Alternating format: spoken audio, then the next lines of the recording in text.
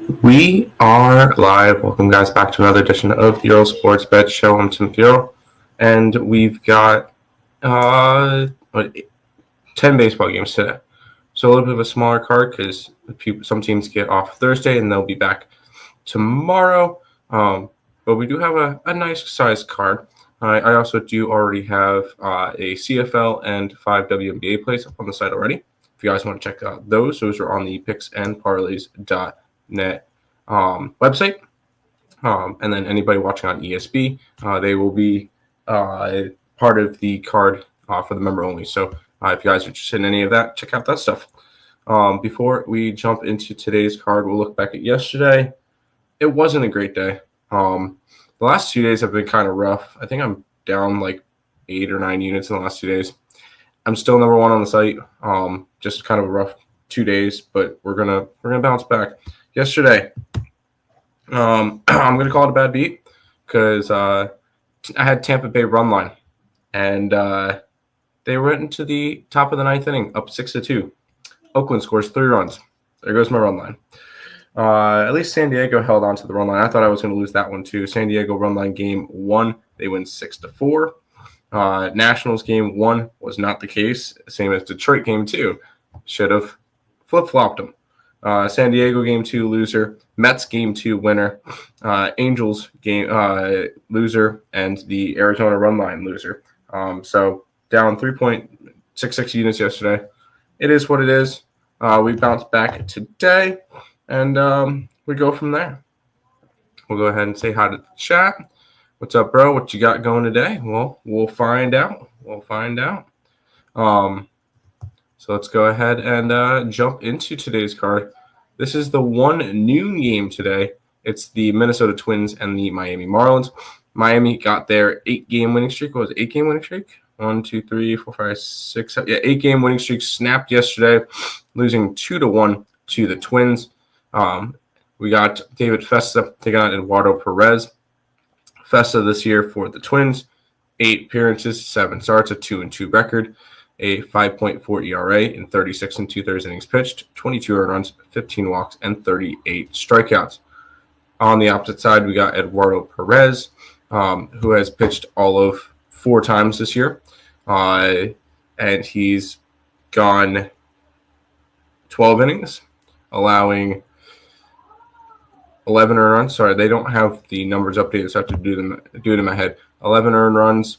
I'm not overly concerned or interested in. I mean, he's been okay, but nothing crazy. I'm not a big Eduardo Perez person. Festa's got the pitching advantage, even ever so slightly. Both of them are righties. So we look at how these two teams are hitting versus righties. Minnesota 100 WRC plus, which is 18th in baseball. Miami 99 WRC plus. So 1 WRC plus advantage for the Twins. Hitting and pitching advantage for the Twins. We'll go ahead and take a look at where the line is moving, where it's going. And it's moved 2 cents towards the Miami Marlins, which is nothing. I'm not overly worried about that. And then considering that Minnesota's getting a little bit more on the handle, I guess it's a lean towards them, but I don't really want to trust that. I don't really trust either pitcher. The money's kind of telling me an over, but the line's moving towards the under. We're going to start off the day, just because it's the early game, doesn't mean you need to bet it. We're going to start off the day with a pass on the Twins and the Marlins. Perez over 1.5 walks. Perez has been, I could see that. I can. We'll go ahead and head to the next game. We got the Houston Astros and the Colorado Rockies. The Astros are minus 185 with a total of 11.5. We get Walter taking on Freeman. Brandon Walter this year for the Houston Astros, 5 starts, a 1-1 record, a 3.34 ERA in 29 2/3 innings pitched, 11 earned runs, 2 walks, and 30 strikeouts. He had 1 bad game where he allowed 7 earned runs in 6 innings to the Angels. Other than that, he's only allowed 4 earned runs in his other 4 starts. So that's not really half bad if you look at it. On the opposite side, you get Kyle Freeland, who has pitched in 14 games to a 1-8 record. And mostly, I'm looking at these losses. Most of them are by the run line. 73 and 2/3 innings pitched, so he's just going to eat innings. 42 earned runs, 14 walks, and 57 strikeouts. Pitching advantage does go towards Walter. We'll look at how these two teams hit. Both of them are against lefties. Houston, number 3 versus lefties in baseball, 121 WRC plus, only behind the Yankees and the Tigers. On the opposite side, you got the Colorado Rockies, who are tied for last, versus lefties. Kansas City is tied for the bottom with the Colorado Rockies, which is very interesting to see. So hitting and pitching advantage towards the Astros. Let's see if it's enough for us to want to get involved in taking Houston. We will. Let's go make sure that the line isn't stupid. Because if the line isn't stupid, I have a feeling that the line is probably a little bit too inflated. Can I get a 2? I would be interested in a 2.5. I can get a 2. I can get -2 at even money. I'm all right with that. I think the Astros win this one. I think they win it by a decent chunk. So let's go ahead and grab the -2 line here for the Houston Astros.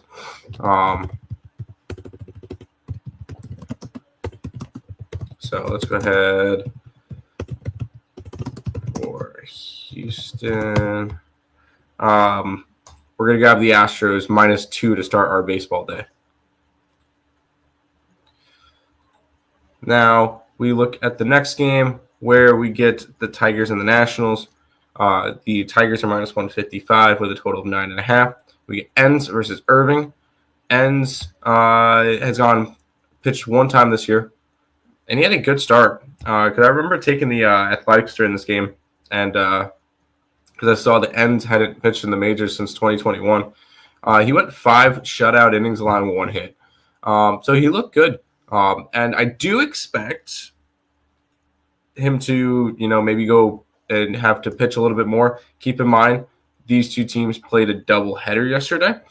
So I remember when we looked at terms of players out, pitcher outs. I'm going to end up putting these up on Twitter for pitching props. And we're going to take the teams that play doubleheaders, we're going to take their pitchers over their outs in today's games just because you want to save bullpen. Ends is 14.5 at -120. On the opposite side, we get Jake Irving, who is sitting at 17.5. So we're going to actually bet some player props today. We're going to take those guys over their outs, and we're going to end up taking some in that Mets and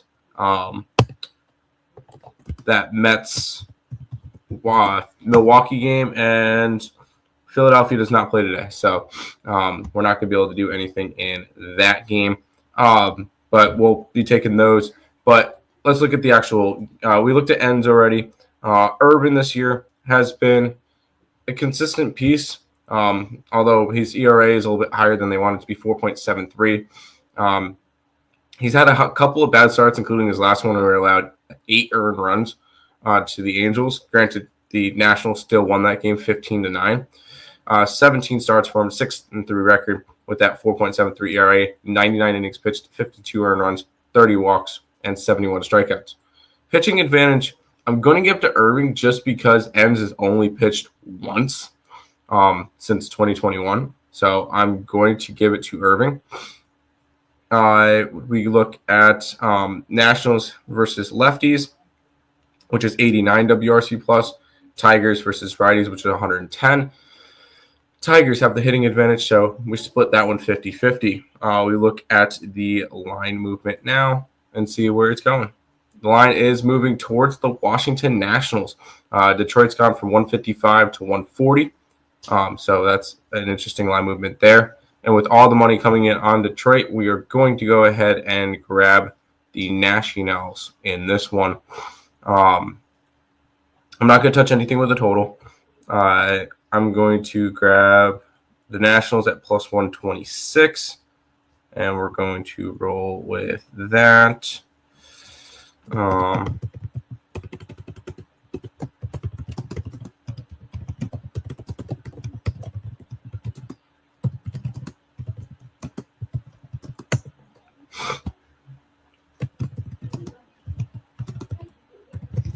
We pitched.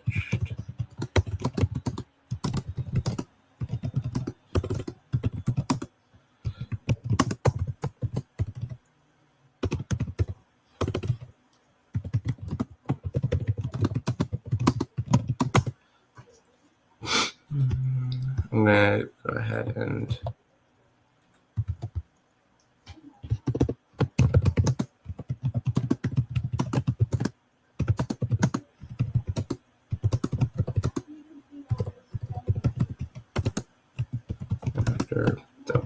all right, there we go. Just wanted to get that in there. Nationals plus 126. Isaac Paredes over his total bases.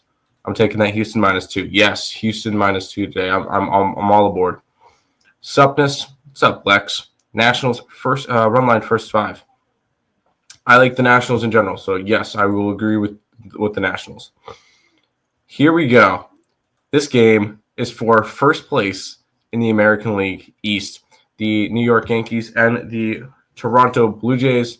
Yankees -125 with a total of 8.5. We get Clark Schmidt taking on Chris Bassett.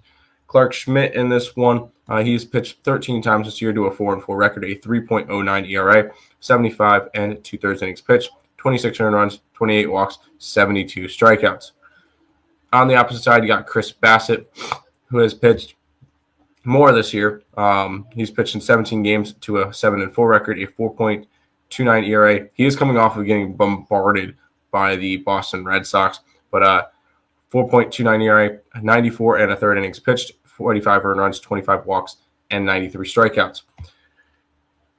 I know it sounds crazy. I am going to give the pitching advantage to Chris Bassett, and it's just because I feel like he's been a little bit stronger of a pitcher, more reliable of a pitcher this year. Yes, he's going to have his blow-up starts. I think it's a good bounce-back spot for him. I am going to give the pitching advantage to the Blue Jays. It's okay because the hitting advantage is going towards the Yankees. They're hitting 119 WRC+. Toronto is hitting 105. So both of them above average hitting versus right-handed pitching. We go ahead and we look at the line movement in this one. And the lines moved. The lines kind of not moved. If anything, it opened up at 125, and it's at 123. So lines moved slightly towards Toronto. So nothing crazy there. And with all the money on the Yankees, I'm kind of interested in Toronto, although I'm not going to end up pulling the trigger on it. I was not on them the first 2 games, so I'm going to end up staying off them here just because I'm not going to jump on the wagon now. It's a lean towards the Jays, but no bet for me. Yankees have been playing really bad baseball. I believe they're 6-13 their last 19 games, which I know not a lot of people are not hearing about all that much because somebody else is doing bad and everybody talks about them. But Yankees have not been playing well. Jays sweep. I hope so. It'd be great to see the Yankees in second place in the division. That would be hilarious. We'll go from one New York team to the other. We got the Milwaukee Brewers and the New York Mets. The Mets are -150 with a total of 8 in this game. Jose Quintana and David Peterson. Quintana, the former New York Met, has pitched in 11 games this year to a 6-2 record, a 3.3 ERA, 60 innings pitched, 22 earned runs, 27 walks, and 41 strikeouts.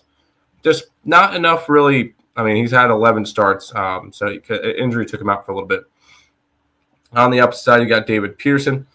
16 starts, 5-4 record, 3.3 ERA, 95 and 1/3 innings pitched, 35 earned runs, 33 walks, and 83 strikeouts. David Peterson has the pitching advantage in this one. I strongly believe that. He's been better through more this year. And then in terms of hitting advantage, the Milwaukee Brewers actually have the hitting advantage, 100 WRC plus compared to the 93 WRC plus versus lefties. So it's split down the middle in this one. In terms of line movement, lines moved towards the Mets, although I'm kind of checking through all the books, and a lot of them don't really have much line movement. So all the books have the line moving towards the Mets. I kind of lean Mets. I would have to run line it here. After their bounce back spot yesterday, I'm going to grab the Mets here. I can get a decent price, probably 135, 140. I can get plus 140 with the Mets. I'm going to grab the Mets run line here with David Peterson.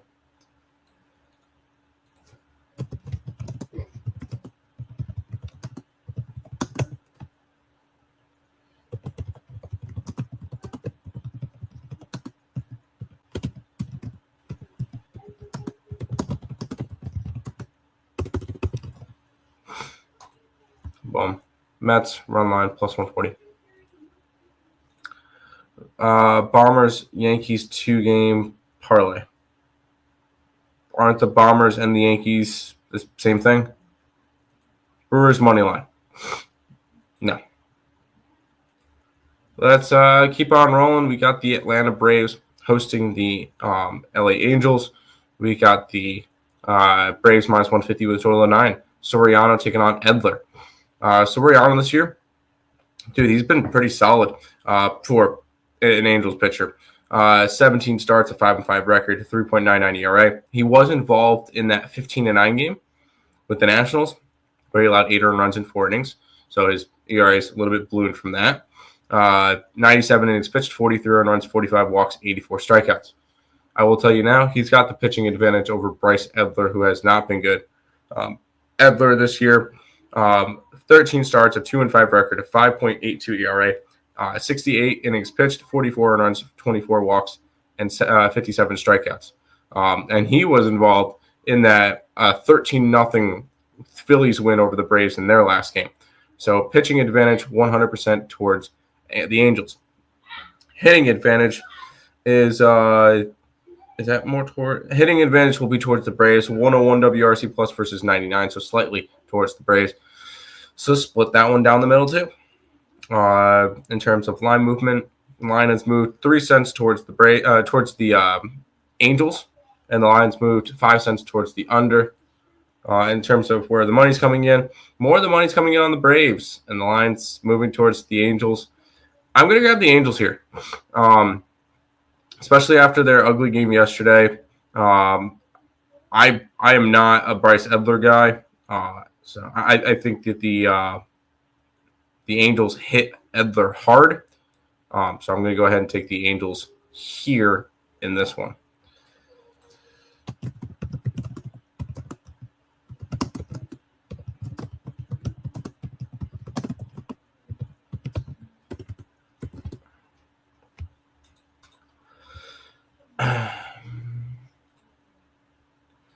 We'll keep on rolling. We got 4 games left.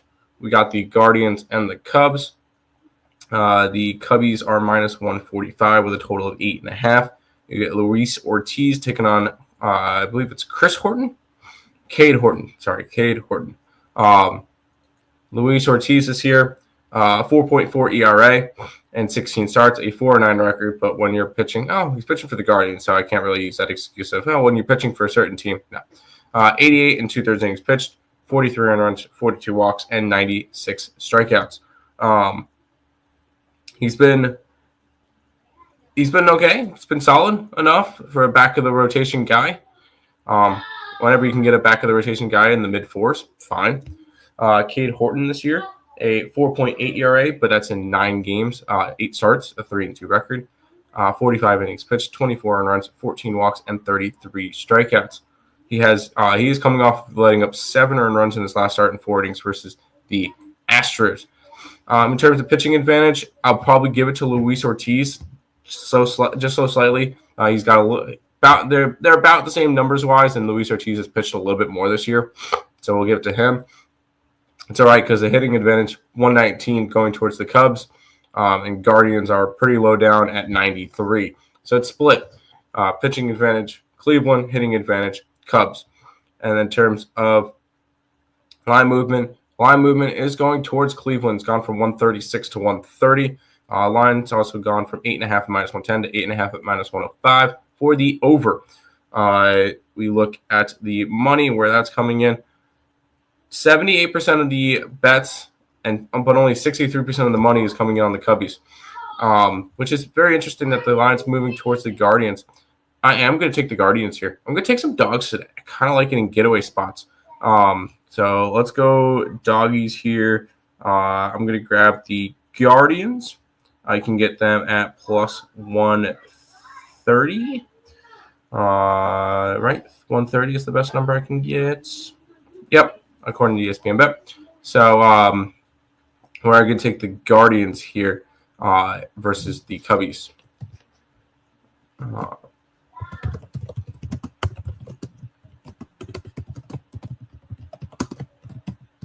Advantage towards Cleveland. All right, let's keep on rolling. We got the San Francisco Giants and the Arizona Diamondbacks. We've got the Giants at slight pick'em favorites. Robbie Ray and Brandon Fatty. But Robbie Ray this year has been outstanding. I will give him that. And I wouldn't be surprised if he was one of the representatives for the San Francisco Giants this year in Atlanta. 17 starts, an 8-3 record, a 2.75 ERA in 98 in the third innings pitched, 30 earned runs, 38 walks, and 110 strikeouts. Robbie Ray has been low-key, under the radar, amazing this year. On the opposite side, you got Brendan Pfaadt, who has not been good. A 5.38 ERA in his 17 starts. At least he's eating innings. He's 85 and a third this year, 8-5 record. 51 earned runs, 20 walks, and 72 strikeouts. And pitching advantage 100% towards Robbie Ray in this one. Hitting advantage, I'm going to guess it's going to go towards Arizona. Arizona versus lefties, 99 WRC plus, which is 11th in baseball. San Fran versus righties, 100. Sorry. So I'm actually going to reverse that and say it is going to go towards the Giants for both hitting and pitching advantage. In terms of line movement, we've got the line moving from dog to favorite for the Giants today with the money coming in on them. So we are going to be on San Fran. I kind of want to take an alternative line, not an alternative line, a run line here, if I can get a good enough number. I can get plus 145 on the run line. I'm going to go ahead and grab the San Francisco Giants on the run line here, plus 145. All the advantages line up. Robbie Ray's been awesome.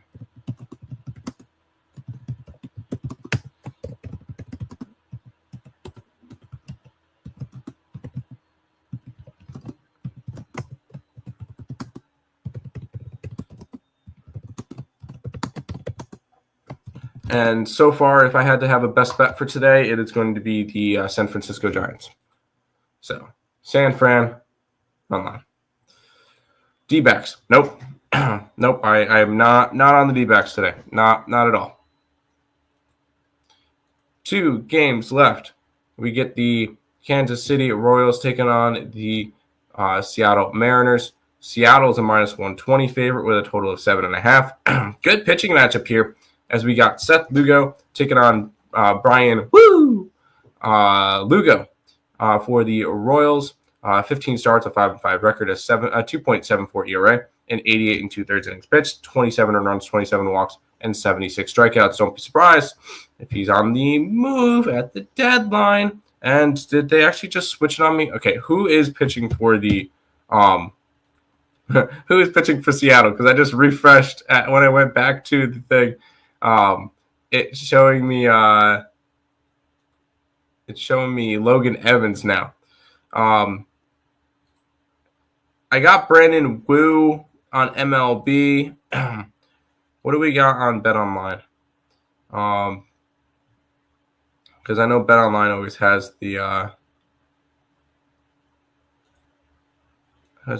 has the starting pitchers. They have Logan Evans. All right, now we're getting annoying. I'm gonna go with Logan Evans here. Oh, now it's telling me Wu again. All right, please make up your mind.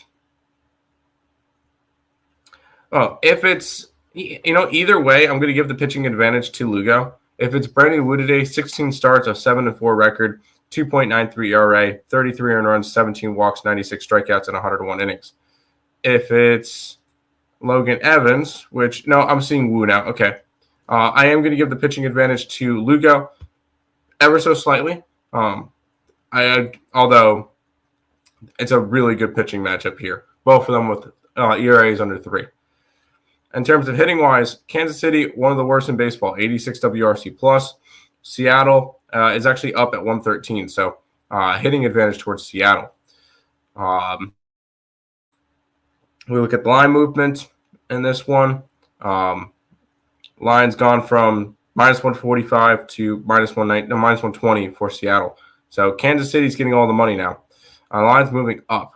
I'm going to be taking Kansas City in this matchup just because I like the spot for them. Can I get there we go. I'm going to take Kansas City here. I'm going to back Wu. No, I'm sorry, not Wu. Lugo. Against whoever is pitching for Seattle. It doesn't really matter. Pitching advantage goes towards Lugo anyway. So we're going to go ahead and grab Kansas City. Pitching and market. Edge to KC. We're taking the Royals plus 114 today. It's a doggy day. It's a doggy day in the MLB, guys. I like it. Let me pull back up my stream. There it is. Chat kind of quiet today. That's fine. We got one more game. And that's the Chicago White Sox and the LA Dodgers. The Dodgers sitting at minus 280 with a total of 9.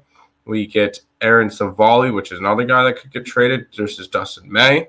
Savali this year, since coming over to the White Sox, 3 starts, 4.5 ERA, 16 innings pitched, 8 earned runs, 9 walks, and 10 strikeouts.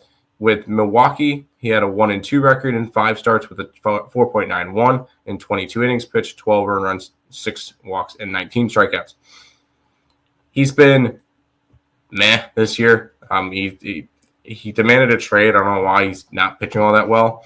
On the opposite side, you got Dustin May, 15 starts, 4-5 record, 4.68 ERA, 82 2/3 innings pitched, 43 earned runs, 32 walks, and 75 strikeouts. Pitching advantage does go towards the Dodgers, and guess what? It's not going to be a surprise. So does the hitting advantage, because the Dodgers are number 1 in baseball hitting against right-handed pitching, 123 WRC plus. Chicago White Sox are second to last against righties with 77 WRC plus. So huge hitting and pitching advantage towards the Dodgers. I don't have a lot of line movement though. DraftKings has a lot more line movement. Where the lines opened up at like 310, it dropped all the way down to like 240, 220, and it's back up to 300. I'll be honest, it's probably Dodgers here. I'm probably going to grab the Dodgers if the line isn't ridiculous, which I have a feeling the line is going to be ridiculous. I'm not laying 2.5 runs, and I'm not laying minus 130 on a run line. So I'm actually going to pass on this game to end the night. This one is an ugly game, but this one is going to be a stay away spot to end the MLB card, which is fine because I look at today and I have 1, 2, 3, 4, 5, 6, 7 MLB games in 7 MLB plays in 10 games.